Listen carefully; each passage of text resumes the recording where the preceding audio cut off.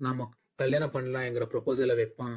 அதுவும் ஓடி போய் தான் கல்யாணம் பண்ணணுன்ட்டு சொல்லுவான். மோகன் வந்து இந்த பொண்ணுங்கள அவங்க ஊர்லேருந்து எவ்வளோ தூரம் இட்டுன்னு போக முடியுமோ அவ்வளோ தூரம் இட்டுன்னு போவான்.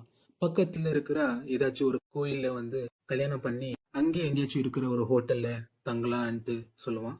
அன்னைக்கே அவங்களோட ஃபர்ஸ்ட் நைட்டும் செலிப்ரேட் பண்ணலான்ட்டு சொல்லுவான். நெக்ஸ்ட் டே வந்துன்னு இந்த பொண்ணுங்க கிட்ட அவங்கள வீட்டுக்கு போகிறதுக்கு ஃபோர்ஸ் பண்ணுவான். போறக்குள்ள அவங்களோட கல்யாண புடவையில தான் போகணும்னு சொல்லுவான்.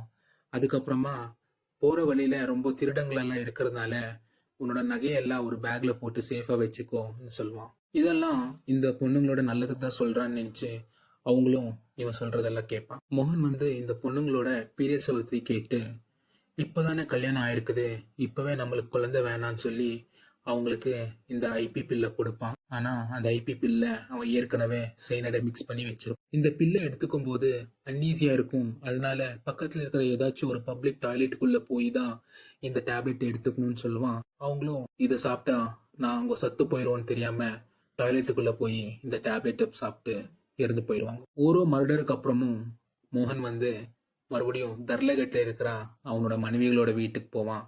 2 மனைவி கூடயும் மாறி மாறி ஒவ்வொரு நாளும் தங்குவான். அவன் அந்த பொண்ணுங்க கிட்ட இருந்து எடுத்த பணமும் நகையும் தீந்து போற வரைக்கும் அங்க தங்குவான். அவன் மறுபடியும் இன்னொரு ஏரியா தேடி போவான். அங்க இருக்கிற அவங்களோட மனைவிகளுக்கு மோகனுக்கு இன்னொரு மனைவி இருக்கிறதோ இல்லனா அவன் இப்படி ஒரு சீரியல் கில்லர்ங்கிறதோ தெரியாது. வருஷங்கள் கடந்து போக மோகனுக்கு இந்த கிரைம் பண்றதுக்கு கான்ஃபிடன்ஸ் அதிகமாயினே போகும்.